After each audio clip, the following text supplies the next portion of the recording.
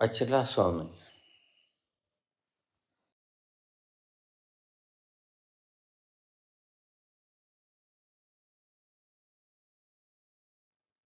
बाबा जी, जिस तल पर रामकृष्ण परमहंस ने विवेकानंद को पहुंचाया था, क्या उस तल पर आप हमें नहीं पहुंचा सकते?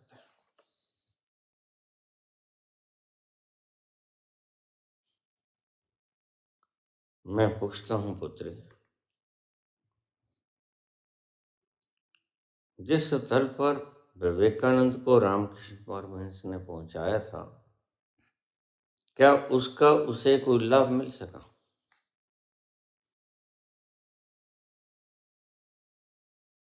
नहीं मिल सका।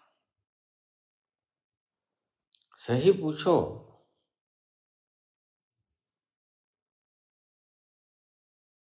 तो इन मूढ़ों को पता नहीं, वह दिन उसके लिए श्रापित सिद्ध हुआ।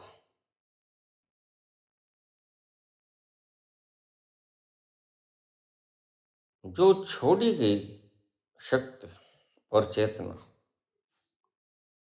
उसको पी नहीं पाए विवेकानंद, और अन्य पीने के कारण अनेक रोगों से छोटी सी अवस्था में ग्रसित हो गए।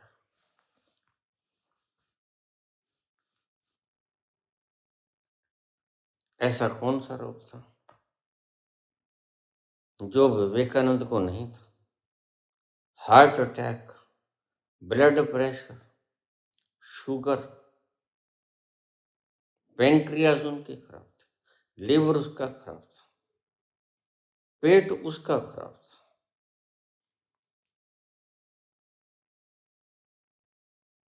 करीब 31 बीमारियों से युक्त थे वो। 21 या 31। जरा सोचो, अगर रामकृष्ण परमहंस ने उस जिद जिद किए हुए व्यक्ति के ऊपर अपनी शक्ति न फेंकी होती, तो क्या वह मात्र 39 साल ही जीता? विवेकानंद का शरीर बड़ा हृष्ट पुष्ट था, सादा खाना,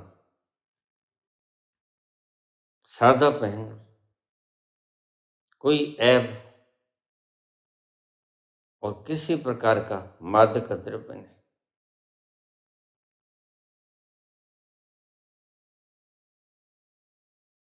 वह 100 साल जीता,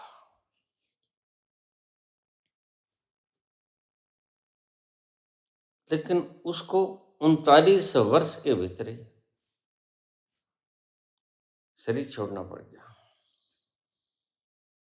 इसका कारण क्या था? बहुत गहरे से अगर आप देखोगे,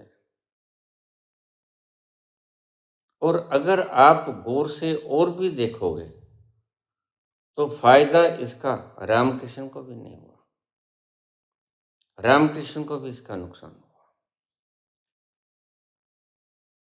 जिस व्यक्ति ने कम से कम 70 साल जीना था, वह मात्र 50 साल की उम्र में गले के कैंसर से चला गया। तो भला इस प्रक्रिया से दोनों को ही नुकसान हुआ। लेकिन हमारा मन लोभी, मन लालची, मन चंचल, मन चोर, मन की मते न चालिए, पलक पलक मन और। हमारा मन कहता है एक बार शक्तिपात करवा ले,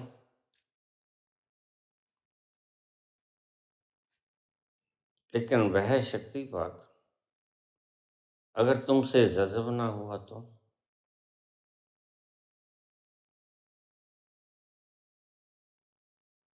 बच्चा तो कहता है ये रिवॉल्वर मुझे दे दो, उसे तो खिलौना लगता है, मैं इससे खेलूंगा।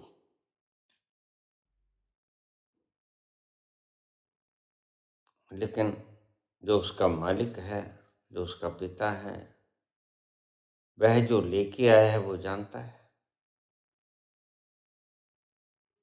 कि यह इस पिस्टल से अपना नुकसान भी कर सकता है, किसी दूसरे का नुकसान भी कर सकता है, इसलिए वह उसको पिस्टल नहीं देता।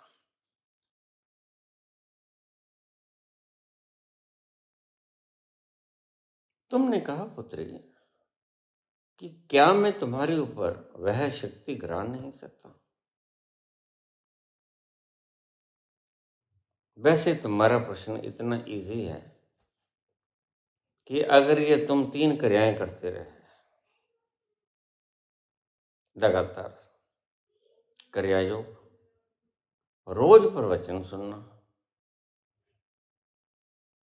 और मन को भटकने न देना, मन के निगाहबान रहना, सादा भोजन और ध्यान, नथिंग टू डू,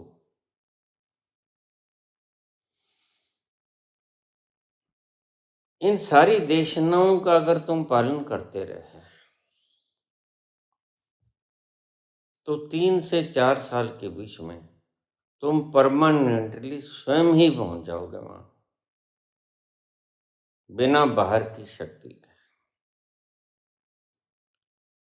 और करीब 7वां वर्ष चल रहा है तुम्हें, मुझे सुनते सुनते, लेकिन बीच बीच में से तुम भटक जाते हो। यह भटकना अगर न हो तो देखिए 6 वर्ष में बुद्ध ने अपना आपा खोज लिया था। मैं तुम्हें 3 से 4 वर्ष कहता हूं, बुद्ध ने आपा खोज लिया 6 वर्ष। तुम्हारे ये प्रश्न तुम्हारे मन से उठे हुए प्रश्न है, और यह प्रश्न ठीक नहीं। तुम मात्र मुझको सुनते भी रहो, ठीक सम्यक श्रवण से, सुनते भी कहाँ। अगर पूर्ण आनंद से तुम विभोर होकर सुनते रहो तो भी 3 या 4 वर्ष में तुम उस स्थिति में पहुंच जाओगे। ज्यादा देर लगने वाला ये मुकाम है नहीं, बड़ा सरल ढंग है और ज्यादा दूर नहीं निकले हो तुम।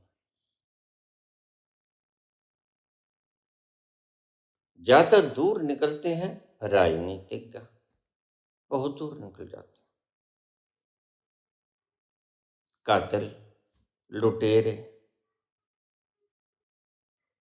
झूठ बोलने वाले, पापी, दूसरों के हक को अपनी गिरफ्त में ले लेने के चाहवान और दूसरों पर शासन करने की इच्छा से युक्त,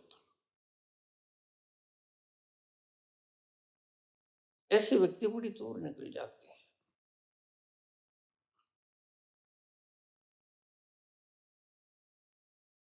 वो तो परमात्मा तक को धोखा देने में कोई कमी नहीं छोड़ता है। देते हैं भगवान को धोखा, इंसान को क्या छोड़ेंगे, कसम वादे प्यार वफा सब बातें हैं, बातों का क्या, कोई किसी का नहीं है झूठे नाते हैं, नातों का क्या, कसम वादे प्यार वफा। जो भगवान को भी धोखा देने निकल पड़ा, वह बहुत दूर निकल गया, उसको वापस आने में बड़ी परेशानी हुई।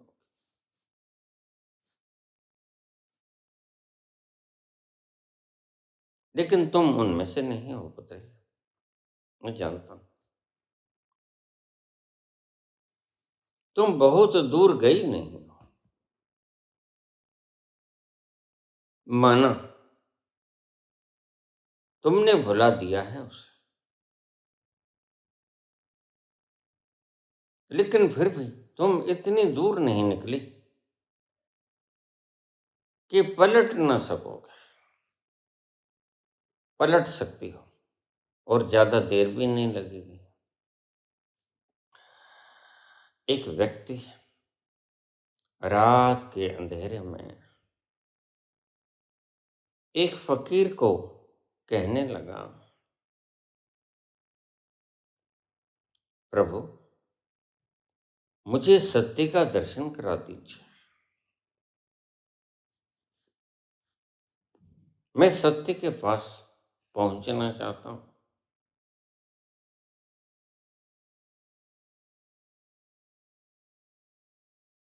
कृपया मुझे मार्गदर्शन कीजिए।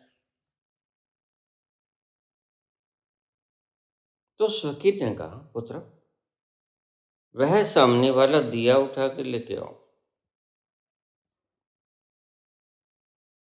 वह सामने वाला दिया उठा लाया। उसमें बाती भी थी, उसमें ईंधन भी था, तेल भी था। तो फकीर ने वो जला दिया।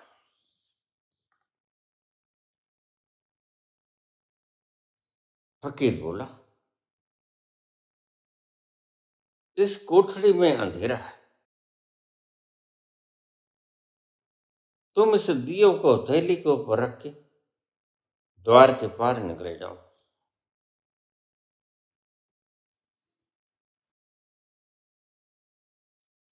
उस व्यक्ति ने ऐसा ही किया। दिए को जला दिया था फकीर ने,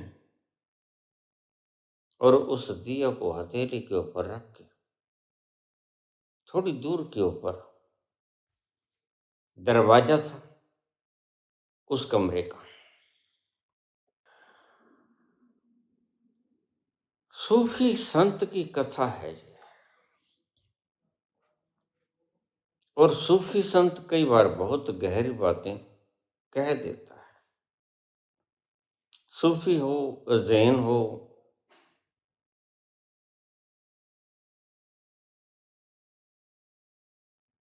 तो वह जिज्ञासु हाथ में दिया लगे चला जा रहा है। जैसे ही वो दरवाजे के पास पहुंचा तो फकीर झट से भागा, और उस फकीर ने जाके दिया बुझा दिया। फूंक मारी, दिया बुझ गया।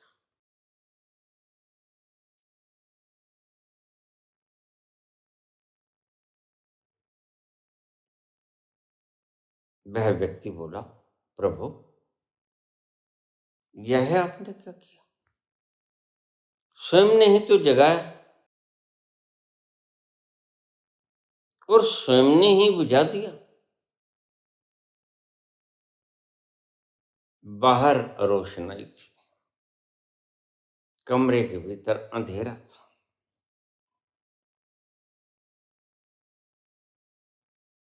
तो सूफी फकीर बोला, दूसरों का दिया दरवाजों तक पहुंचने तक ही काम आता है। दूसरों का जलता हुआ दिया दरवाजों तक पहुंचने के ही काम आता है। उसके बाद तो तुम्हें अपने ही अंतस का दिया जलाना होगा।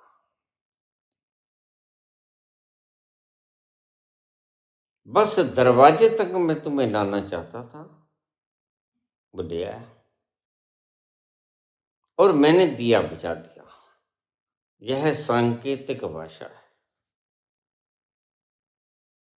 सूफी फकीर की।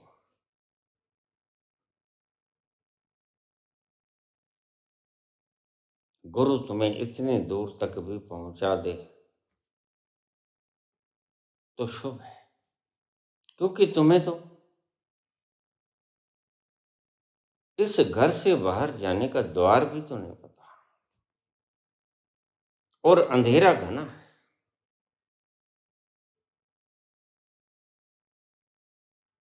तुम दीवार तक पहुंचने का, दरवाजे तक पहुंचने का रास्ता नहीं जानते।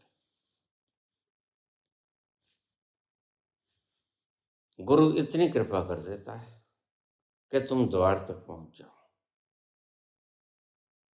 और उसके बाद तुम द्वार को लांघ जाओ।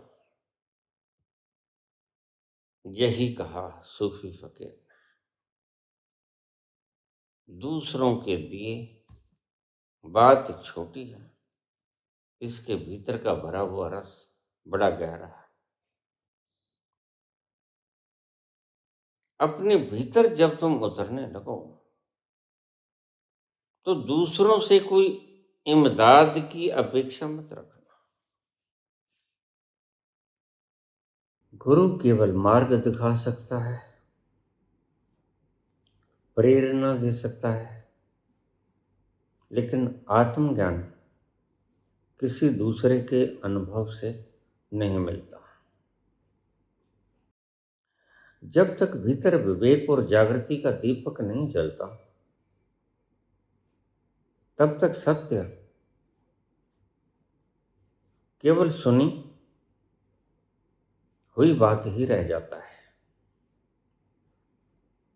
जिया हुआ अनुभव नहीं रहता।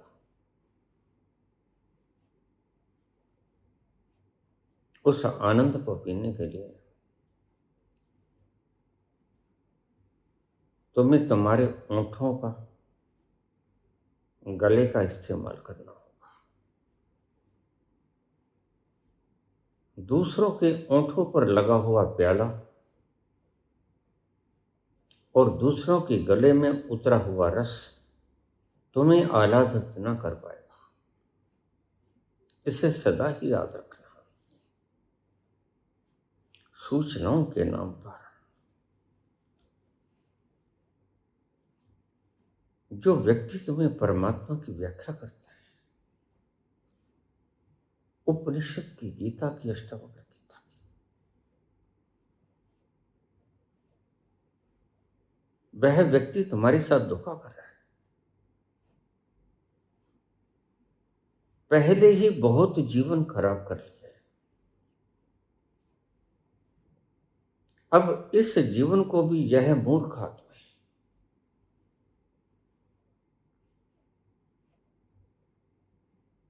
मैं मूर्ख उसे कहता हूं जिसने बिना जाने किसी भी अनुभव का व्याख्यान शब्दों में कर दिया। अब अष्टावक्र गीता और अद्वैत वेदांत, यह तो अनुभव जैसी चीजें हैं। बुद्धि से व्याख्यायित करने वाले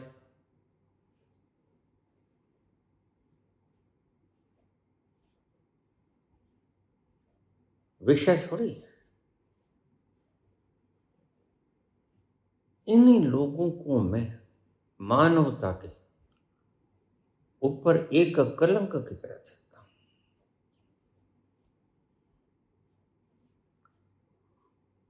और इन्हें ही लोग ज्यादा सुनते हैं।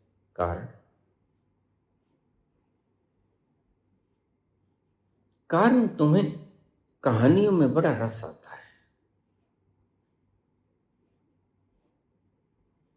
तुम जिस तल पर खड़े हो उसी तल पर यह व्याख्यान करता खड़ा है, तो तुम्हें इसकी बात बखूबी समझाती है। घायल की गति घायल जाने, गूंगे की भाषा उसकी मां ही समझती है। तो बुद्धि के ऊपर खड़े हुए ये लोग, तुम बखूबी इनको समझ पाओगे, लेकिन तुम्हें नहीं पता, तुम अनभिज्ञ हो अभी। और उसका कारण है कि तुमने अभी वो रस पिया नहीं। तो तुम तो चूकोगे ही चूकोगे।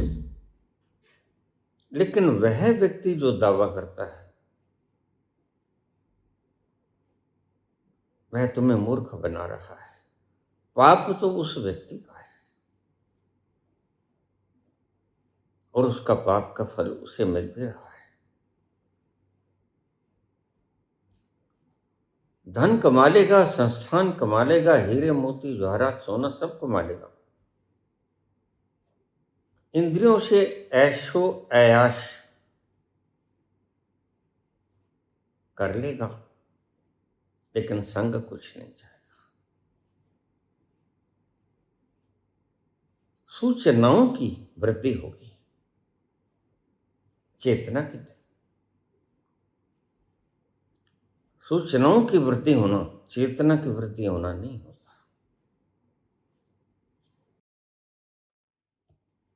दूसरों के द्वारा कही गई बात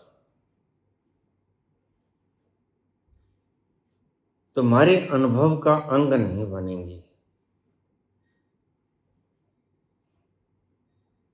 तुम्हारी सूचना का अंग बन जाएगी। वो तुम्हारे हृदय में प्रवेश नहीं करेगी, वो तुम्हारे न्यूरॉन्स में सेटल होकर रह जाएगी। इसलिए ऐसे लोगों के सुनने वाले ज्यादा होते हैं। कुछ लोगों को तो संत व्यक्ति के बोलने का पता ही नहीं चलता। वो कब आए, कब ठहरे, कब चले गए। ये रोज ऐसे प्रश्न आ जाते हैं, बाबा तुम कहाँ थे अब तक? पुत्र में था तो यहीं,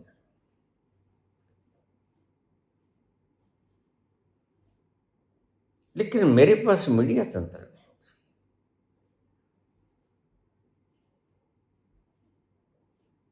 और मैं प्रचार नहीं चाहता, मैं तुम्हारी आत्मा का प्रसार चाहता हूं। फिर भला मेरे पास थोड़े से लोग आए तो तुम्हें थोड़े से लगते होंगे, लेकिन मैं बखूबी जानता हूं अगर इनमें से 10-5 दिए भी जल गए होते, जले हैं अभी तक 22,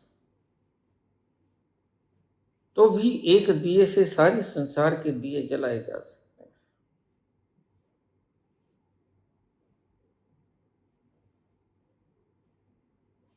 तो मैं आत्म रूपेण संतुष्ट तो पहले ही था, लेकिन मैंने अपना कर्तव्य निर्वहन किया जो बाबा ने मुझे सौंपा था। इस बात का हर्ष है मुझे। तो शुरू कहां से करें? शुरू करो सत्य से। पतंजलि ने, बुद्ध ने, महावीर ने सत्य, अहिंसा, अस्तेय, ब्रह्मचर्य, अपरिग्रह यहां से शुरू किया।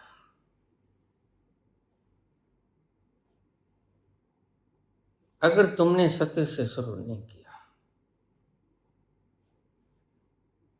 तो तुम लाखों जन्मों तक भी नहीं पहुंच पाओगे।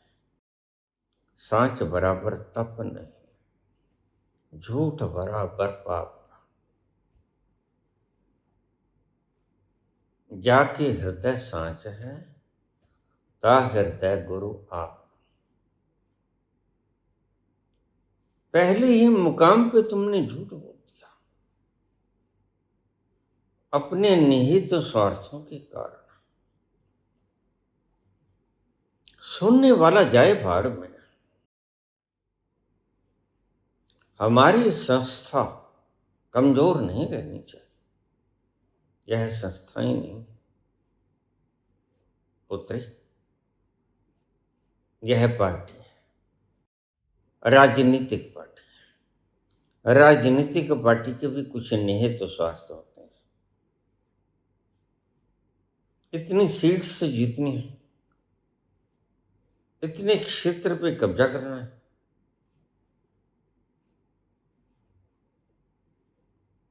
और फिर यहां से विदा हो जाना है। बड़ा ये भी कोई जीवन है?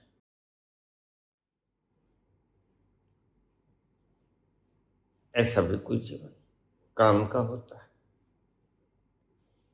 परमात्मा ने इतनी सृजना बनाई, और अगर तुम कहो कि परमात्मा ने नहीं बनाई, स्वयं बन गई,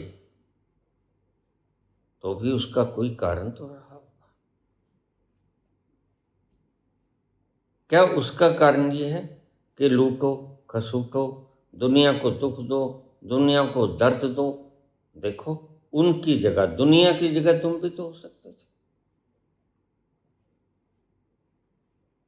फिर तुम्हारा क्या प्रतिकार होता? संयोगवश आज तुम बन गए।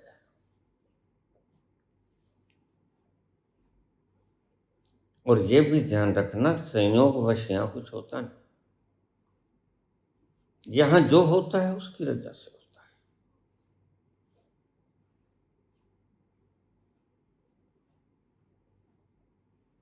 जैसे परमात्मा ने यह सृष्टि बनाई कि देखो, तुम भोगते हो, भोग के इससे छूट जाते हो या इसमें लिप्त हो जाते हो। ऐसे ही परमात्मा तुम्हें मान सम्मान भी देता है, पदार्थ भी देता है, गतियां भी देता है। क्या तुम इनको भोग कर उतर जाओगे, गद्दियां छोड़ दोगे, या कि फेविकोल चिपका के बैठ जाओगे? ये इम्तिहान होता है तुम्हारा।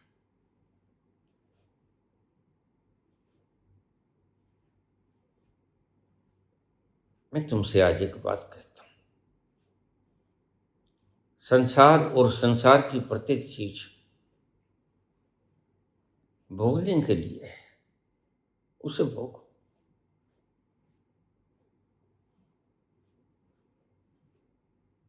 उसमें रस तो है नहीं,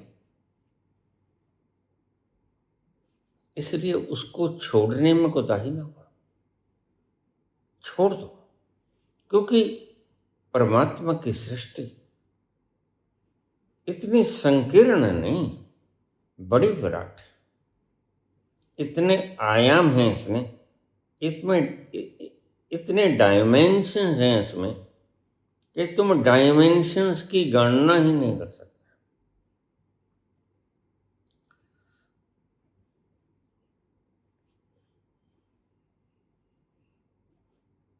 राजा जनक की तरह राजा जनक जा रहे हैं उस भिक्षु के साथ, जिसने रात्रि में उसे कहा था कि तुमसे तो मैं ही अच्छा हूं राजा। तुम सब चीज भोगते हो, ऐशो आराम में बैठे हो, शराब के प्याले ढल रहे हैं,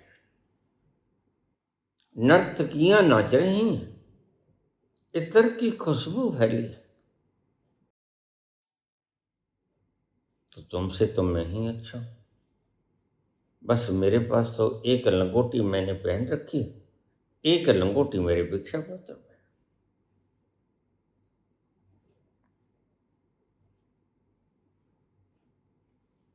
इसका मतलब, अगर तुम्हारे पास ज्यादा होगा तो क्या तुम ज्यादा होने से दुखी हो जाओगे? नहीं, ज्यादा होना तुम्हें दुख नहीं देता, चिपट जाना तुम्हारा दुख होता है। तुम चाहे तुम सारे संसार के मालिक बन जाओ,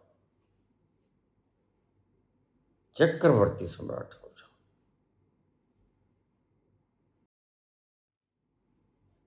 अगर तुम चिपटे नहीं तुमने क्लिंगिंगनेस में नहीं लिया उन चीजों को, तो फिर आस पास पड़ा हुआ द्रव्य तुम्हें कुछ नहीं कहता। अब ध्यान से सुनना मेरी बात को। परमात्मा जगत का स्वामी है।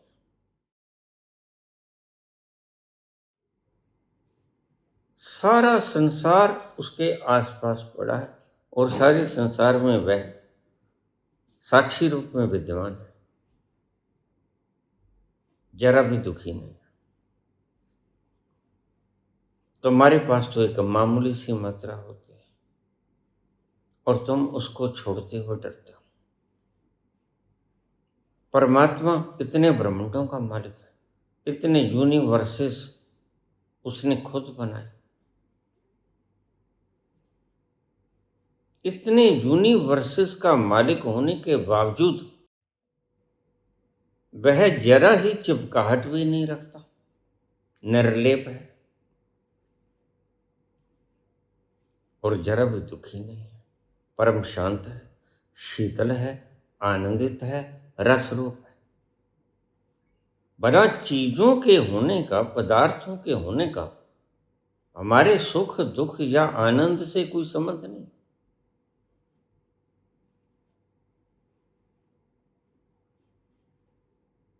पदार्थों से चिपट जाने का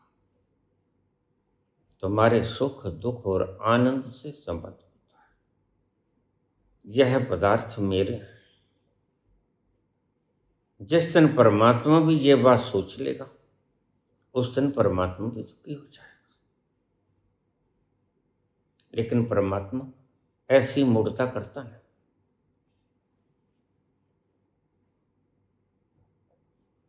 पदार्थ दुख नहीं देता। तुम टूटी चारपाई पे सो जाओ, तुम रत्न जड़ित स्वर्ण सिंहासन पर सो जाओ, उससे क्या फर्क पड़ता है?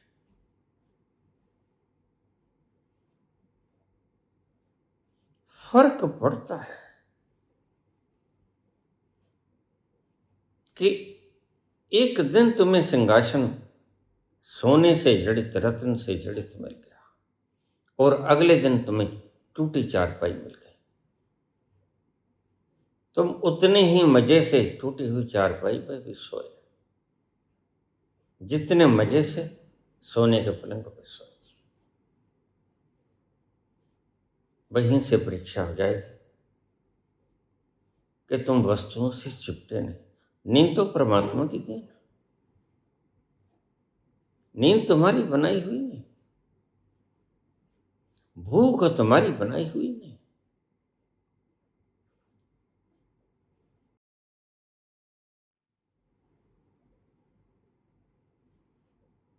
संत भूख को भी देखने का आदी हो जाता है। भूख लगती है, लेकिन वह उतना सा अल्प आहार करता है जिससे यह जीवन के मुख्य मुख्य ढांचे चलते रहे।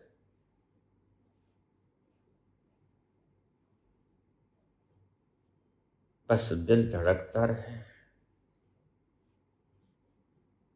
फेफड़े सांस लेते रहे और भीतर का यह ऑर्गन्स चलता रहे, अपना काम करता रहे। इतने से ही संतुष्ट हो जाता है। वह पेट भर के खाना नहीं खाता,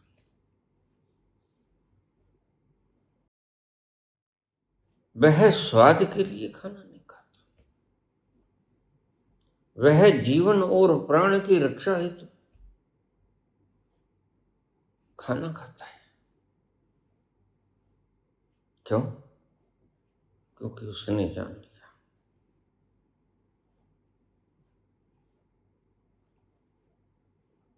मैं भोजन को ले रहा हूं जिसने मुझे जीवन देना है, स्वाद के लिए मैं नहीं जी रहा हूं। स्वाद छूट जाएगा उसका जो परम स्वाद में चला गया।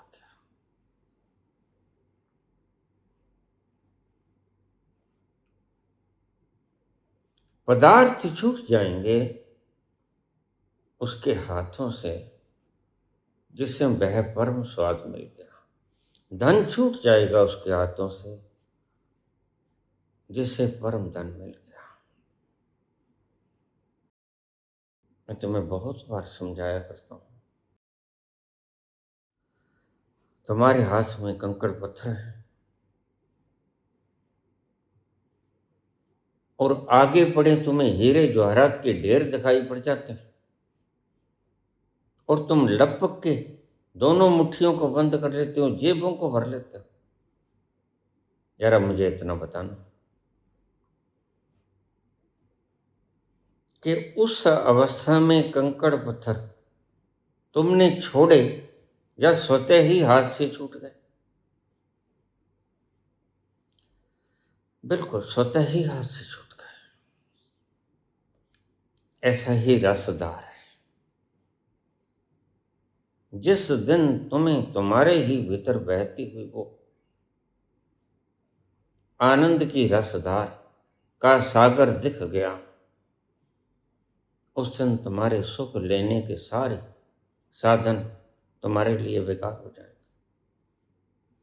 इंद्रियां सुख लेने के साधन,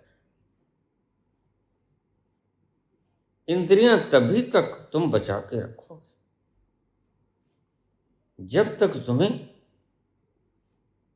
हीरे जवाहरातों की ढेर नहीं दिखी। कंकड़ पत्थर तुम अपनी मुट्ठी में संभाल के तभी तक रखोगे, तभी तक जेबों को भर के रखोगे। जिस घड़ी तुम्हें पता चल गया हीरे जवाहरात की ढेरियां पड़ी, तत्क्षण तुम्हें पता ही नहीं लगेगा कब हाथ से यह पत्थर छूट गए और कब तुमने अपनी जेबें खाली कर ली, कब उन जेबों में तुमने हीरे जवाहरात ठूंस लिया।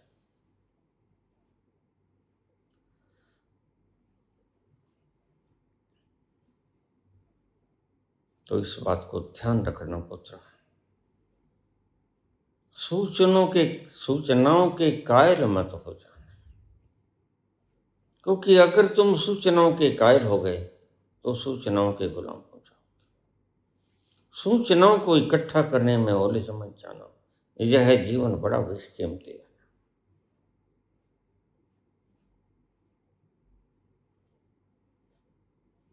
यह उस रस की धार को पीने के लिए,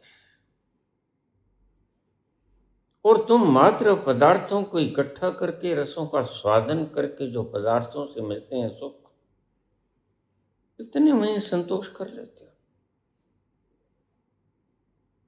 नहीं, तुम्हारा संतोष थोपा हुआ है। जिस दिन तुम्हें परम चरम संतोष मिल गया और तुम्हारे आत्मा के भीतर का कोना कोना तृप्त हो गया,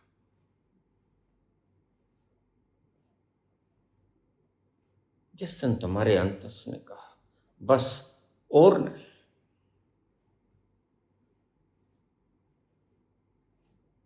इतने तृप्त हो जाओगे तुम। जब आवे संतोष धन सब धन दूर समान। तुम्हारे सभी धन, तुम्हारे सोने के पलंग, तुम्हारे हीरे मोती जड़ित स्वर्ण जड़ित तुम्हारे मुकुट, सोने के वस्त्र, सोने की जूतियां, राज्य सिंहासन, भोगने के पदार्थ,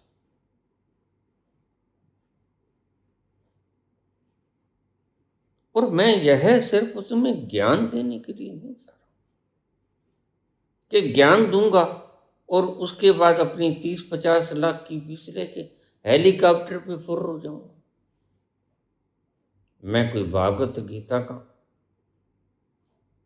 प्रचारक थोड़े। मेरी जिंदगी से देखो,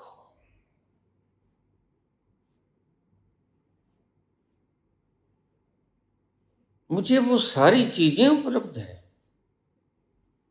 जिससे तुम भोगना चाहते हो, लेकिन भोगने की तमन्ना नहीं। सभी स्वादिष्ट भोजन मैं खा सकता हूं, लेकिन खाने की तमन्ना नहीं। सभी प्रकार के आराम के साधन मेरे पास मुहैया है,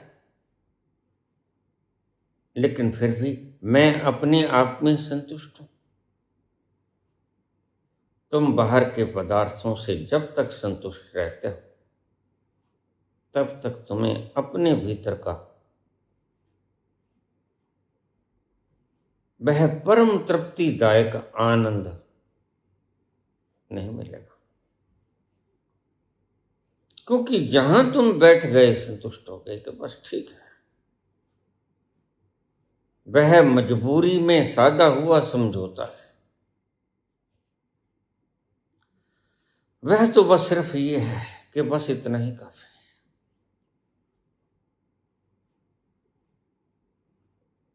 मैं इसे मानसिक समझौता कहता हूं।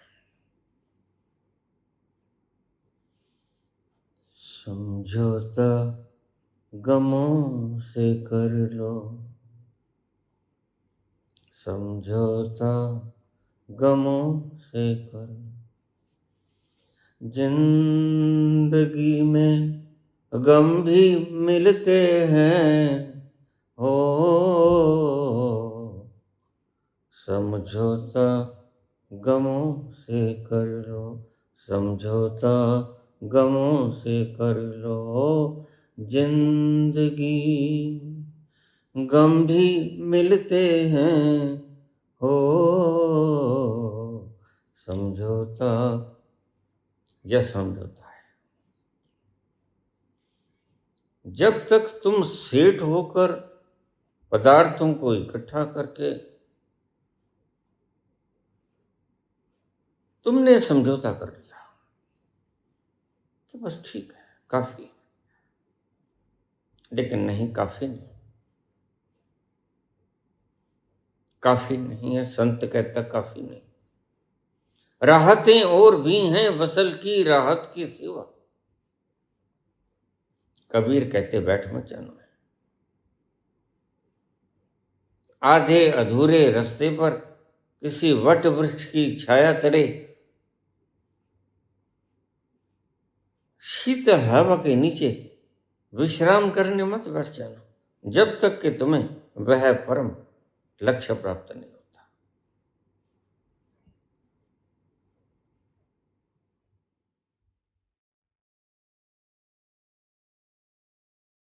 तुमने अपने टारगेट तय कर लिया, बस मैंने तो एसएसपी होना है, मैंने तो डीजीपी होना है, मैंने तो विधायक बनना है, मैंने तो राज्यसभा की सांसदी लेनी है, मैं तो सीएम पीएम बनना है, मैंने तो भंडार इकट्ठे करने, मैंने तो नाम कमाना है, इतिहास के पन्नों में नाम दर्ज कराना है। भला इन चीजों से तुम्हें क्या मिल जाएगा? तुम्हें तुम्हारा नाम अखबारों में छप जाए, वो छपे हुए अखबार में तुम्हारा नाम तुम्हें क्या दे पाएगा? और जब तुम इस जगत से विदा हो जाते हो, फिर तुम्हें कोई गाली निकाले या तुम्हें कोई धूप दीप बत्ती करे, षोडशोपचार पूजन करे, आज लोग कर रहे हैं, कोई कृष्ण का, कोई राम का, कोई किसी का, लेकिन मैं तुम्हें कहता हूं जिसकी तुम आराधना करते हो, उसको क्या फर्क पड़ता है? ऐसे लोग थे कृष्ण के जीते जी हुए, जो कृष्ण को गालियां निकालते थे और कट्टर दुश्मन थे। उसका खुद का मामा ही कट्टर दुश्मन था, उसका बुआ का बेटा ही कट्टर दुश्मन था। और जब वह चला गया, फर्क तो उसे तभी भी नहीं पड़ा। तुम नारियल रख के 16 प्रकार के षोडशोपचार भोजन करते हो, वह जिसके तुम कहते हो शीश का दानी, महादानी श्याम बाबा खाटू नरेश। मैं उसे गलकटिया कहता हूं।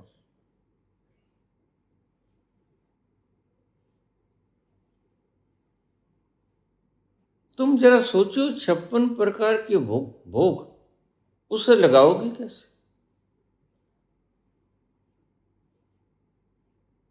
वह खा तो लेगा, चलो मान लिया, फिर वह जाएगा कौन? उसके गले के नीचे का प्रभाग तो है ही नहीं। अरे भाई, सारा सिस्टम चाहिए। परमात्मा ने पूरा सूरा आदमी बनाया। कैसे कैसे बुद्धू इस जमाने में जिए जाते हैं। ये बुद्धुओं की कतार है। और आज तो वह गलकटिया भी कहां है जिसको तुम श्याम बाबा कहते हो? कहां है वो? ये 56 प्रकार के भोग तुम उसे लगाओगे, तुम्हें पता है गर्दन से आगे ओसोफेगस तो उसकी है ही नहीं। फिर स्टमक में जाए, फिर सारा system, small intestine, large intestine, liver, pancreas, bile, ये कहाँ है उसके? और लंबी कतार, क्योंकि तुम्हारी कभी इच्छा पूरी हो गई थी। ध्यान रखना, तुम जिसको भी सुमरते हो वह हर जगह है। एक को सुमरिए नानका, जो जल थल रया समाए, दूजा काहे सिमरिए, जो जम्मे ते मर जाए। इसका अर्थ गहरा है, तुम समझ नहीं पाते। नानक कहते हैं तुम कहीं भी उसे याद कर लो, किसी किसी भी रूप में उसे याद कर लो, किसी स्थान पर उसको याद कर लो, मिलेगा तो वही। जब तुम अपने भीतर जाओगे तो तुम पाओगे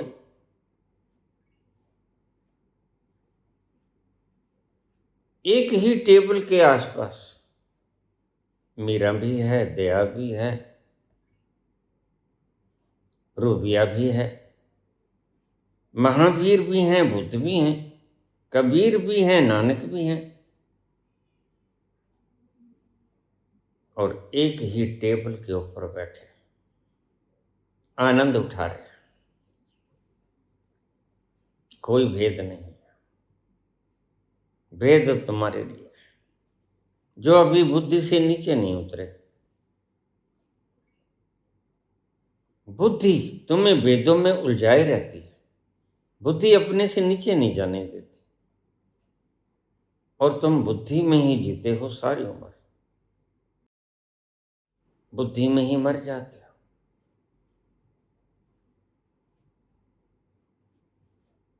तुम कहते हो खाटू खाटू श्याम के दर पर गए थे, हमारी इच्छा पूरी हो गई। तुम गलती में, क्योंकि ईशावास्यमिदं सर्वम यत् किंचित् जगत्यहं जगत, वह जगत के कण कण में विद्यमान है। तुमने नाम अलग अलग बना दिए। ईश्वर कहो अल्लाह, कबीर कहो, नानक कहो, वह गुरु कहो, अल्लाह कहो।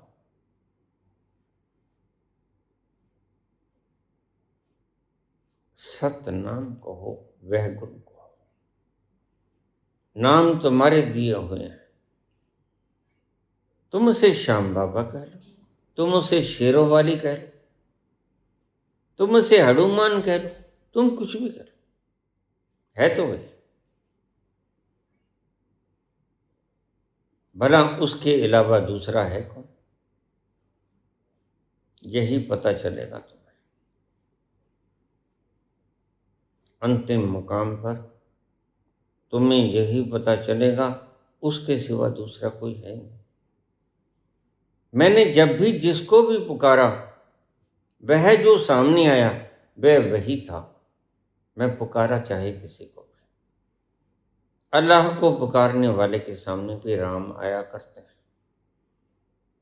और राम को पुकारने वाले के सामने भी अल्लाह आया करते हैं। यह तत्व की बात तुम्हें अभी पता नहीं चला। तुम किसी को भी पुकार लो, आता तो वही है, क्योंकि है वही, दूसरा कोई है ही नहीं। पुकारो किसी को भी, आएगा वही, क्योंकि है वही।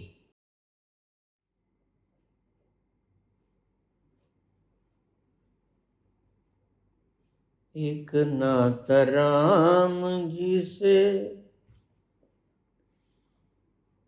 दूजा नाता तोड़ दे, एक को ही पुकार ले तू बाकी दूजा छोड़ दे। जिसको भी पुकारोगे तुम हैरान हो, अरे मैंने तो राम को पुकारा था, ये अल्लाह कैसे आ गया? इसलिए मैं तुलसीदास को मूढ़ कहता हूं। इसके पास सूचनाओं का याद तो बहुत है, वोकैबुलरी तो बहुत है। यह महंगा कवि तो है, लेकिन ज्ञानी नहीं। यह कृष्ण के मंदिर में जाके कहता है,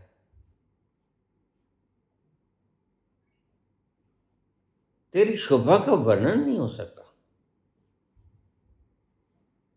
लेकिन मेरा सिर तो नहीं निभेगा।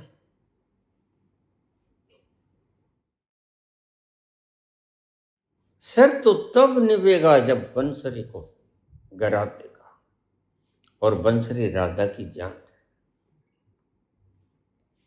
फिर एक की श्रद्धा तो टूटी ना। अगर तुलसी की श्रद्धा बचेगी तो राधा की श्रद्धा टूटेगी। राधा तो धनुष बाण वाले कृष्ण को चाहती नहीं।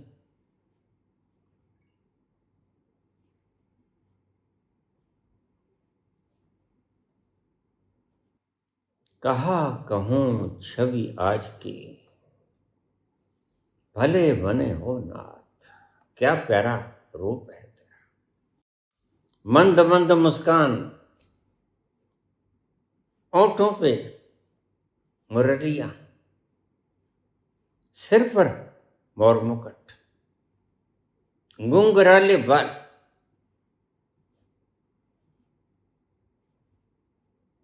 कहा कहूं छवि आपकी, बड़ी सुंदर छवि। भले बने हो नाथ, बड़े सुंदर लगते हैं। तुलसी मस्तक तब निभे जब धनुष बाण हो हाथ।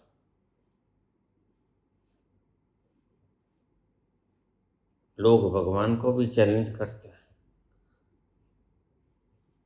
तुम भी बदल ए फलक, जमाना बदल गया। अब तेरे सामने तुलसी खड़ा है, राधा नहीं। तू भी अपना प्रारूप बदल, फेंक दे इस मुरलिया को, मुझे अच्छे नहीं लगते। धनुष बाण हाथ में ले ले, फिर देख मेरा मस्तक झुकेगा, अन्यथा मेरा मस्तक नहीं झुकेगा।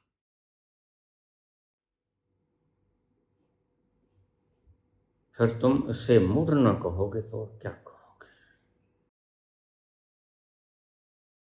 यही तो तुम्हारी मूढ़ता है कि तुम परमात्मा को अपने इशारों पर नचाना चाहते हो। इसका सीधा सा अर्थ है कि तुम्हारा अहंकार अभी ज्ञान है। तुम्हारा अहंकार जिस दिन लुप्त हो गया, उस दिन तुम जिस भी रूप में हो उसी रूप में परमात्मा को स्वीकार कर लोगे, धन्ना भक्त की तरह। डरना भक्त कहता कोई बात नहीं, बस अनगढ़ा पत्थर ही तो है, इस पर कोई मूर्ति नहीं, कोई नाक नहीं, कोई कान नहीं, कोई आंख नहीं, लेकिन है तो परमात्मा। वह हर जगह है।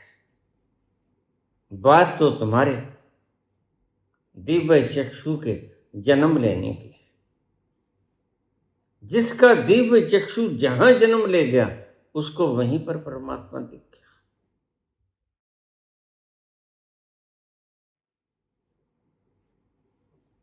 तुम्हारी मनोकामना जहां पूरी हो जाती है, तुम कहते हो वहां मनोकामना पूरी हो, वहीं चलें, लेकिन हर बार मनोकामना नहीं पूरी होती। और ध्यान रखो, जो मनोकामना सारे संसार की परमात्मा पूरी करता है, और सिर्फ ये धरती ही तो नहीं, धरती से 3 लाख गुना बड़ा सूरज भी है। धरती से 3000 गुना बड़ा बृहस्पति, धरती से बड़ा छोटा सा ग्रह है।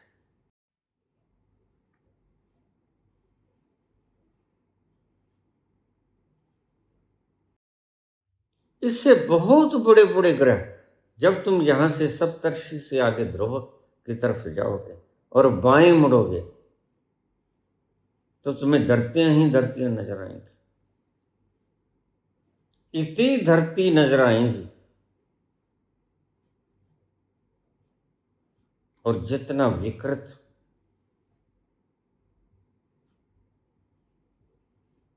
हमारे धरती के तथा कथित राजा हैं, उन्होंने यहाँ का संस्थान, यहाँ के जो नियम कायदे कानून विकृत कर लिए हैं, ऐसे कहीं भी नहीं।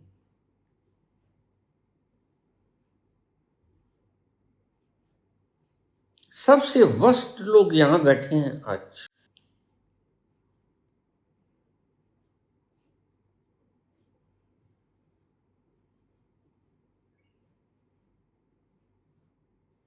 कल्पनाओं में खोए हुए, सपनों में खोए हुए, हकीकत से दूर, धरातल पर नहीं चलते, वो आसमान में चलते हैं, और आसमान में चला नहीं जा सकता।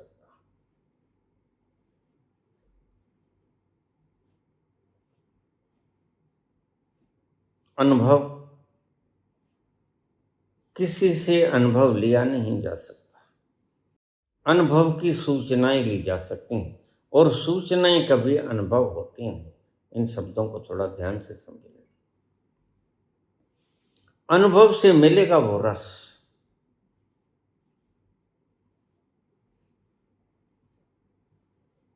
अनुभव से मिलेगा वो रस, और अनुभव को व्याख्यायित करेगा गुरु। अनुभव होगा रस का, लेकिन गुरु जो व्याख्या करता है उन शब्दों में रस नहीं, उन शब्दों में तो एक फार्मूलेशन है, एक मार्ग है। उस मार्ग पे चलोगे तो तुम उस रस तक पहुंच जाओगे। यह जो आनंदनाथ का धीमा धीमा मधुर संगीत तुम्हारे भीतर 24 घंटे गूंजता रहता है, इसका उद्गम स्रोत वही तो है जहां तुमने जाना है।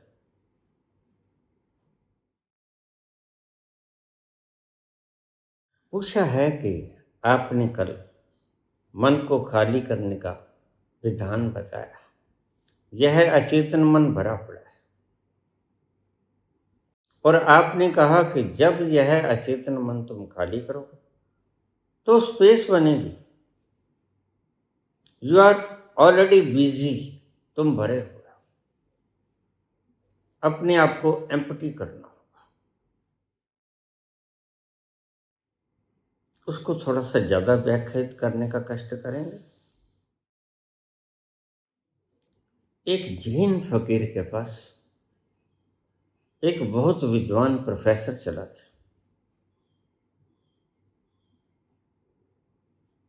वह बोला, गुरुदेव, मैंने बहुत से शास्त्र, बहुत से धार्मिक ग्रंथ बड़ी विशाल मात्रा में पढ़े और अब मैं रिटायर हो गया। मैंने सारी उम्र बच्चों को पढ़ाया है और ऐसा कोई ग्रंथ मैंने छोड़ा नहीं जो मैंने ना पढ़ा।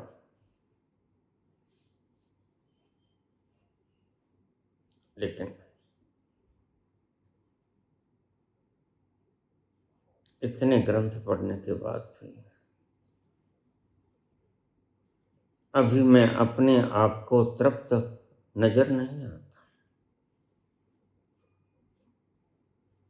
अभी तृप्ति मिली नहीं, तो क्या आप मुझे जैन शिक्षा देने का कष्ट करेंगे? गुरु कहते ठीक है, ऐसे करो, पहले चाय पी लो।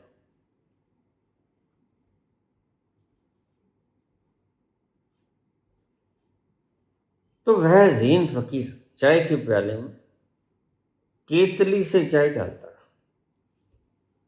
प्याला भर गया। 2 प्याले बनाए थे उसके, दोनों प्यालों में डालता रहा। अपने वाला प्याला तो वैसे ही रख लिया भर के, लेकिन उस प्रोफेसर वाला प्याला, उसमें चाय उंडेलता रहा।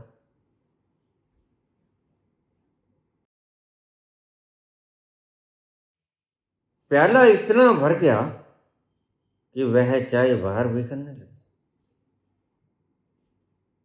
उस विद्वान प्रोफेसर ने सोचा कि शायद फकीर मस्ती में है, इसे पता नहीं चला कि प्याला भर गया और चाय गिर गई है नीचे। तो मैं थोड़ा ऊंचे बोला, प्रभु चाय बिखर रही है नीचे, प्याला भर गया है। लेकिन उसने सुना अनसुना कर दिया, वह चाय उंडेलता ही रहा।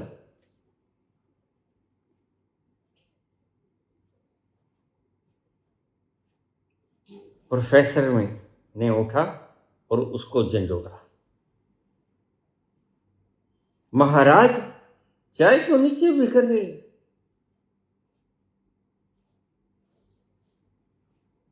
जैन कहने लगा, तुम्हारा प्याला इतना भरा हुआ है, इसमें अगर मैं अपना ज्ञान डाल दूंगा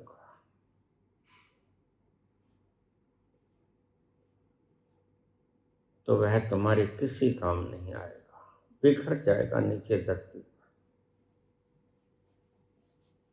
और तुम्हारे प्याले में जो चाय है वो जहरीली है, क्योंकि अगर उस प्याले की चाय से तुम्हें आनंद आ जाता तो तुम यहां ना आते। तुम्हारा प्याला भर गया, तुमने इतने शास्त्र पढ़े, इतने पढ़े कि आज तो तुम कहते कि कोई शास्त्र बचा ही नहीं। सारी उम्र में बच्चों को पढ़ाता रहा, आज रिटायर हो गया। तो तुम तृप्त इसीलिए नहीं हुए पुत्र कि जिसको तुम पीने योग्य पदार्थ समझते थे वह जहर था, और जहर कभी तृप्ति नहीं दिया करता, जहर मौत दिया करता है। और फिर तुम इस जहर में और सूचनाएं डालने के लिए कह रहे हो मुझसे। अब जैन फकीर भी बताए तुम्हें, बस यही मैंने तुम्हें समझाना था। वह विद्वान बोला, तो प्रभु मुझे क्या करना होगा? इस प्याले को बाहर ले जाओ, इस चाय को कहीं बिखेर दो, इस प्याले को अच्छी तरह से धो लो, फिर मेरे पास आओ, खाली प्याला लेकर मेरे पास आओ। तुम पहले से ही भरे हुए हो सूचनाओं से, मान्यताओं से, भ्रमों से, विश्वासों से। किसी को हिंदू धर्म पे विश्वास है, किसी को सिख, किसी को ईसाई, किसी को मुस्लिम, किसी को यहूदी, यह तुम्हारे विश्वास ही तो तुम्हें ले डूबे।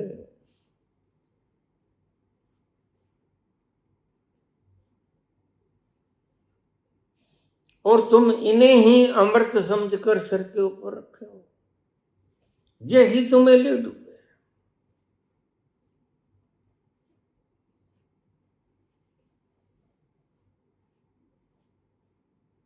यह किताबों का भार तुम्हें अमृत जैसा लगता है, लेकिन अमृत देता नहीं तुम्हें। यह भार है, सिर्फ सिर के ऊपर रखा हुआ भार। काश तुमने इसके भीतर लिखे हुए शब्दों को अपने अंतस के हृदय के गहराई में उतार लिया होता, तो फिर एक अक्षर ही काफी था। पूरे पोथे की आवश्यकता क्या थी? एक अक्षर ही तुमको भवसागर पार करा देता।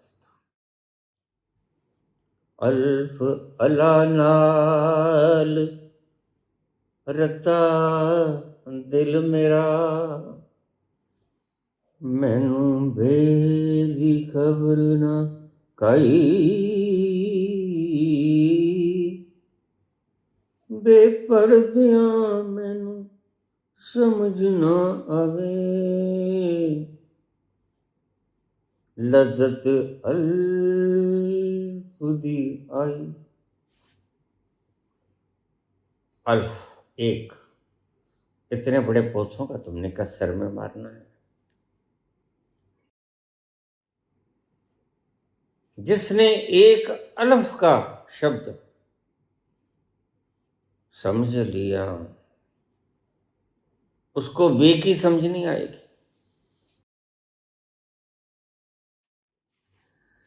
एंते गैन नू समझ ना जाना, गल अल्फ समझाई। बस अल्फ ने बात समझा दी, उस एक ओंकार ने बात समझा दी, उसके आगे कुछ है नहीं। यदि भी बाबा बोलते हैं,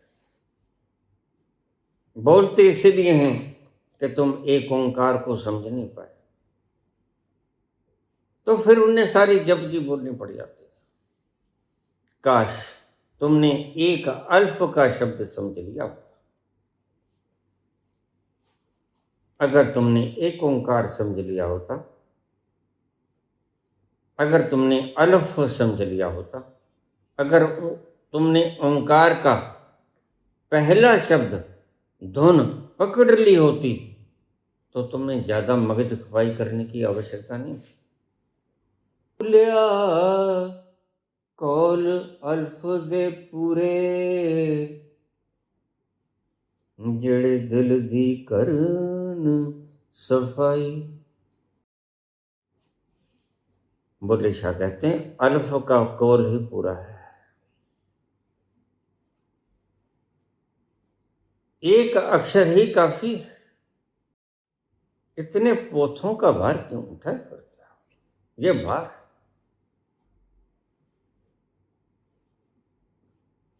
मुझे लोग कह देते हैं बाबा आज का वीडियो नहीं है, तो मैं भीतर से हंसता हूं। अगर तुमने मेरे हजारों वीडियोस में से एक वीडियो भी ठीक से सुन लिया, कोई भी, तो तुम्हें दूसरा वीडियो सुनने की आवश्यकता नहीं।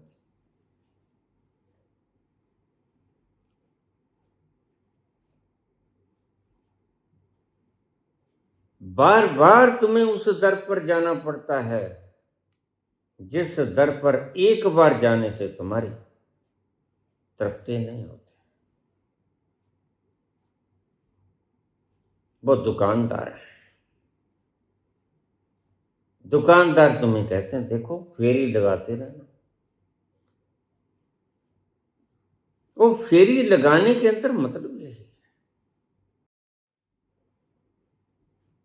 कि दर्शन प्रसन्न करते रहना। ये व्यापारी लोग हैं।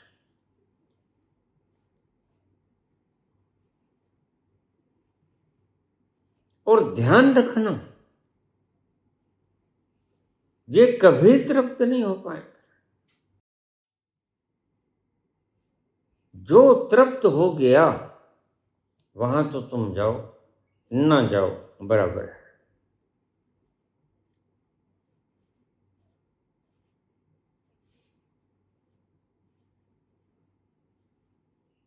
एक बार जिसके पास जाने से तृप्ति मिल जाती है वह कौन है?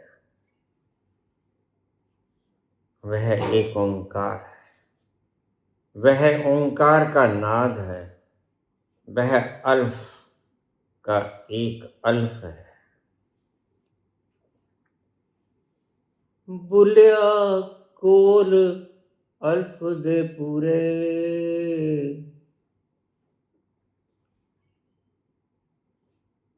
जेड़े दिल दी कर न सफाई। बदल साफ हो जाता है। तुम खूबसूरत चेहरे लिए फरते हो,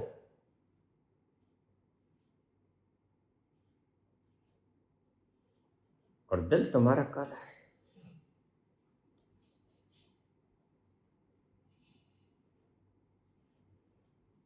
सीरत के हम गुलाम हैं, सूरत हुई तो क्या? सीरत के हम गुलाम हैं, सूरत हुई तो क्या? सुर्खो सफेद मिट्टी की मूरत हुई तो क्या? नहीं तो मिट्टी की मूरत है। फिर मुल्तानी मिट्टी से बनी हो या पथरीली मिट्टी से बनी, कोई फर्क नहीं पड़ता। बात तुम्हारा दिल साफ और पाक है कि नहीं? अगर साफ नहीं है तुम वह पदार्थ कमा लोगे, वह तो कूड़ा है। जो तुम्हारे संग न जाए वह कूड़ा, जो तुम्हारे संग जाए तुम्हारे संग क्या जाएगा? लज्जत, लज्जत खुमार जो तुमने जहां कमा लिया। क्योंकि लज्जत के क्षण में और खुमार के क्षण में तुम्हारी आत्मा प्रोग्रेस करती है, उत्थान करती है, ऊर्ध्व गमन होता है उसका, प्रॉस्पेरिटी होती है उसमें। लेकिन तुम धन को बढ़ाते हो, उस धन को जो सदा से ही यहां पड़ा रह गया, किसी का हुआ ही। जमीनों के ऊपर पटवारी के कागजात में नाम बदल जाते हैं, लेकिन जमीन बदलती है कभी? तुम मालिक होने का दंभ तो भर लेते हो, लेकिन तुमने कभी सोचा यह मालिकाना हक मात्र तुम्हारा कागजी स्वप्न है, मात्र तुम्हारा कागजी कल्पना है? क्या तुम्हारी है ये? वास्तव में है? वास्तव में है तो तुम्हारे संग जाएगी। एक बात को आप रस रूप में ले लेना, जो तुम्हारा है वो तुम्हारे संग जाएगा, और जो तुम्हारे संग नहीं जाएगा वह तुम्हारा नहीं है।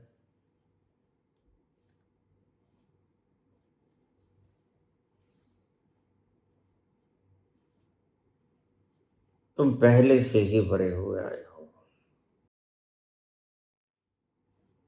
तो मेरे पास मत आना। और बहुत है यहां,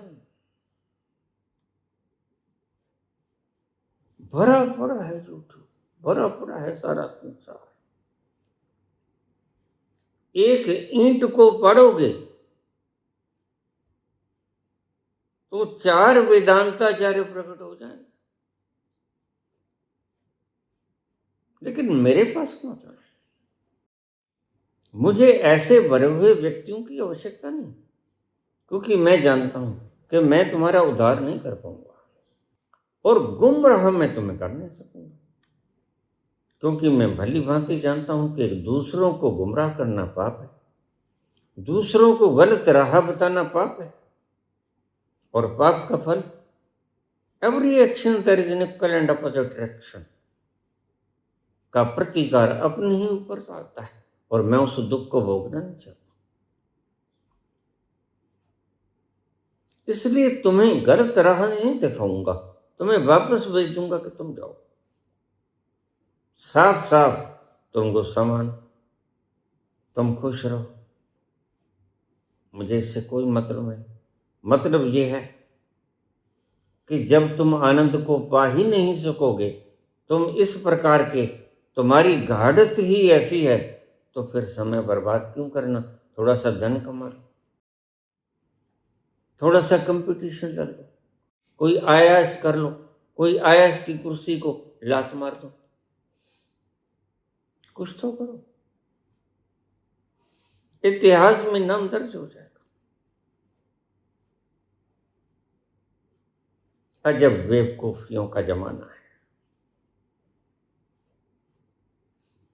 यह मेरे से नहीं होगा, इसलिए लोग तुम्हें एड्स दे दे के बुलाते हैं,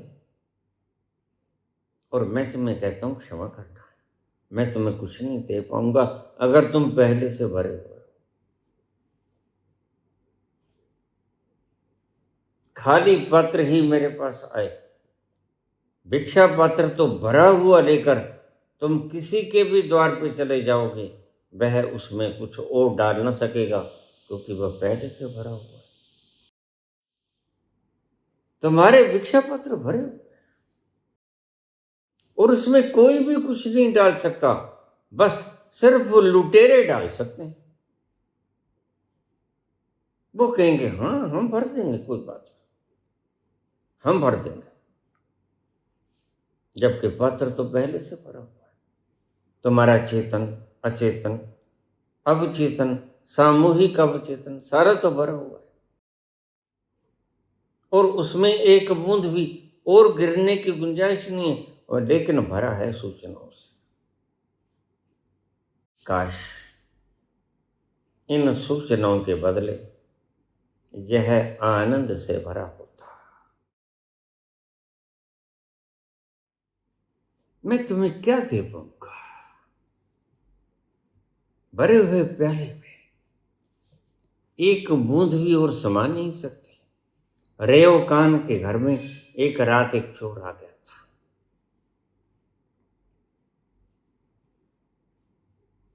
रेव कान बड़ा गरीब था। जब भूख लगती तो मांग के ले आता, कोई दो टूक मिल जाते खा लेता, नहीं अपनी टूटी चारपाई पे आके सो जाता। गलती से आ गया होगा। रेव कान सो रहा था, आधा सो रहा था आधा जग रहा था। पैरों की आहट सुनी, चोर आया, उसने देखा सब खंगाल रहा है।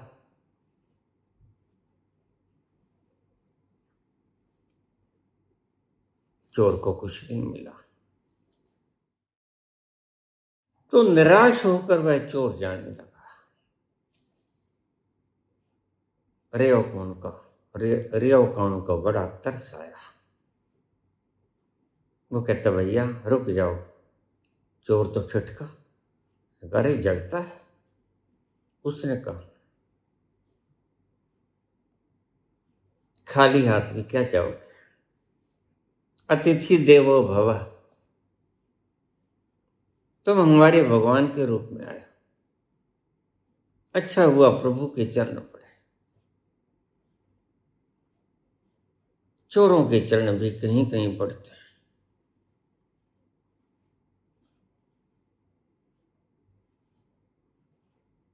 तुम ऐसा करो, तुम खाली हाथ तो मत जाओ। उसने चोगा उतारा, ये लो मेरा चोगा ले जाओ। चोर बोला फिर आप क्या डालोगे, तू मेरी फिक्र मत कर, तू खाली हाथ मत जा। देख मुझे दुख होता है, मेरे घर से कोई खाली गया नहीं। आज तुम भी मत जाओ। पहली बात तो प्रथम बार चोर आया है। चोर भी इतने समझदार होते हैं, उन्हें पता होता है कि यहाँ से मिल जाएगा माल। तुम्हें पता नहीं था बेचारे, लेकिन तू चोगा ले जा। अरे ओकान बोला,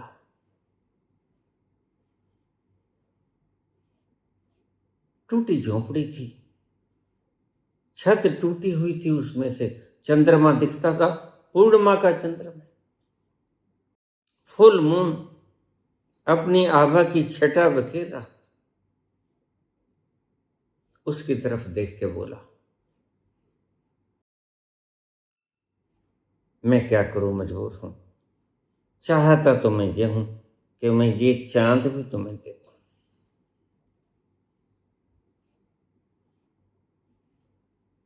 तुम मेरा इशारा समझे? चाहता तो मैं भी यह चांद मैं तुम्हें देता हूं, लेकिन मजबूर हूं, क्या करूं। तुम्हारा प्याला पहले ही जहरीले शब्दों से भरा पड़ा। अपनी नजर में आजकल दिन भी अंधेरी रात है,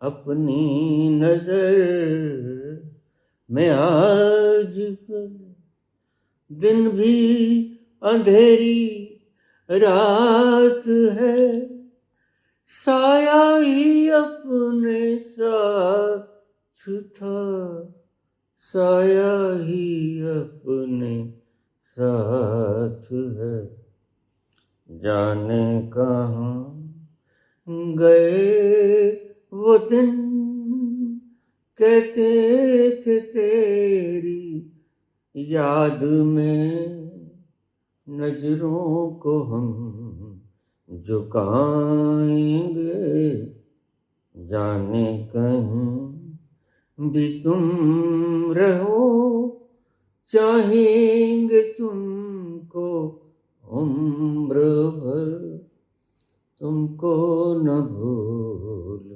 पाएंगे, जाने कहाँ गए वो दिन। पदार्थ दिया जा सकता है,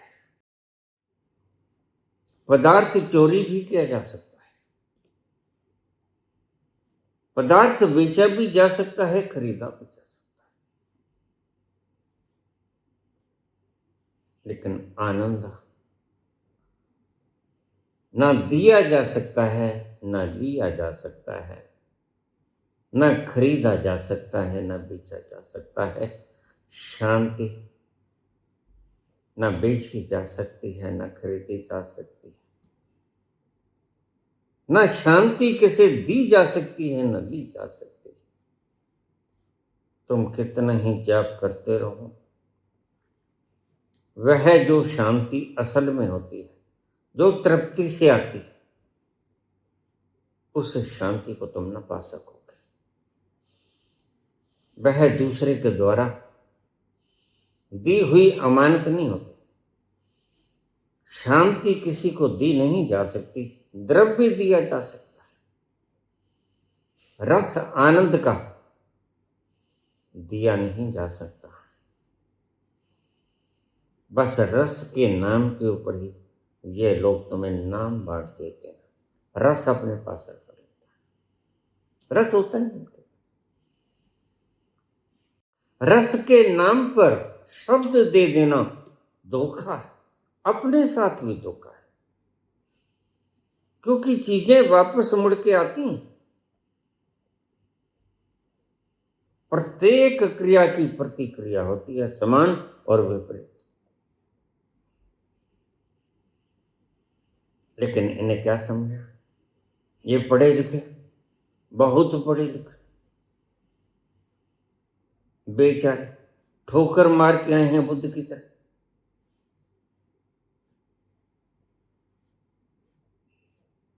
इतिहास में नाम दर्ज कराना चाहते हैं। इन्हें लगता है, मुझे कल ही कोई पूछ रहा था, सदगुरु के पास तो सब कुछ है, यह फिर क्यों बोलता है? मैंने कहा, पुत्र मेरी बात सुन, इनके पास सारी दुनिया का खजाना भी हो जाए,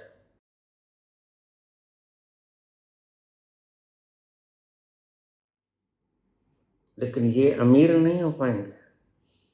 अमीर तो वही फकीर होता है, क्योंकि जब ये अपने भीतर झांकेंगे एक रिक्तता पाएंगे, और वह रिक्तता इनको और जोड़ने पर बाध्य करेगी। इसलिए सदगुरु बार बार बाहर निकलेंगे, क्योंकि अकेले क्षणों में इन्हें लगेगा कि कुछ रिक्त रह गया। वह इन्हें पता नहीं रिक्त क्या रह गया, संत ने वह पी लिया। उस रिक्तता को दूर करने के लिए बार बार ये आएंगे, फिर बोलेंगे और कमा लूं, और कमा लूं, क्योंकि सही रास्ता ना इन्हें पता है, ना जिनसे इन्होंने सीखा उन्हें पता है। तुम्हारे सारे गुरु, मेरा भ्रम उसी दिन टूट गया जिस दिन उस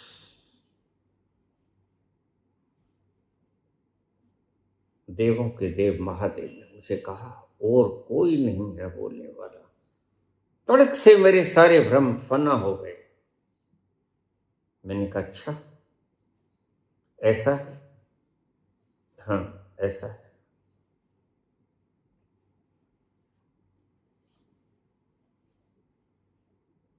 मैं आराम से पड़ा था, सोए हुए थे चैन से ओढ़े हुए कफन। यहां भी सताने आ गए, किसने पता बता दिया। बाबा कहते हैं तुम्हें उठना पड़ेगा।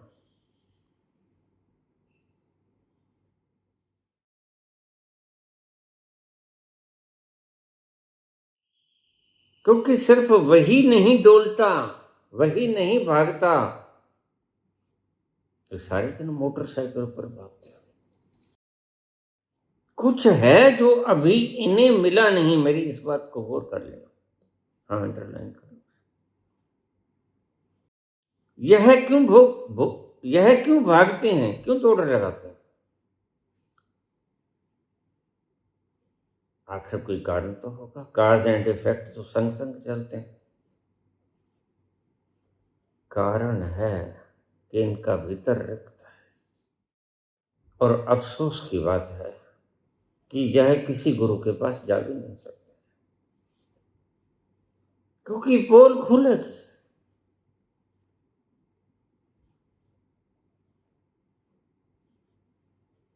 यह मान्यता इतनी गहरी हो गई, यह तुम्हारी भी तो मान्यता है कि मैं शरीर हूं, मैं मन हूं, मैं विचार हूं, मैं भावनाएं हूं। यह मान्यता ही है। रसरी आवत जातते सिल पर पड़त निशान, करत करत अभ्यास के जड़मती होत सुजान।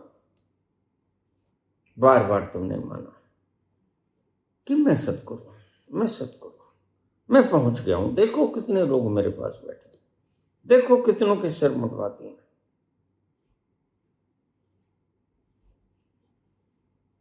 लेकिन भीतर एक रिक्तता तुम्हें बार बार बाहर आने को बाध्य करे। भरे नहीं हो। हंस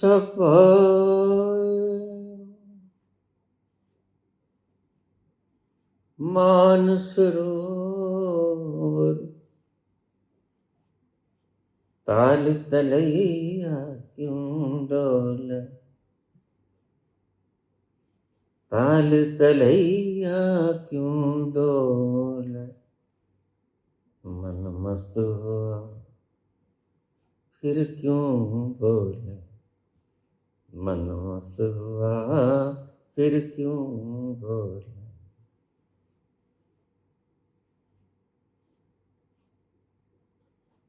कहत कबीर सुनो भाई साधो, कहत कबीर सुनो भाई साधो, साहिब मेलई सबूरी में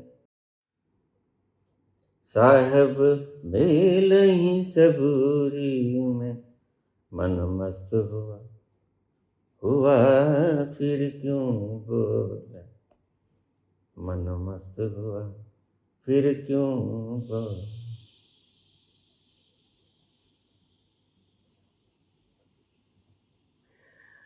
धन्यवाद।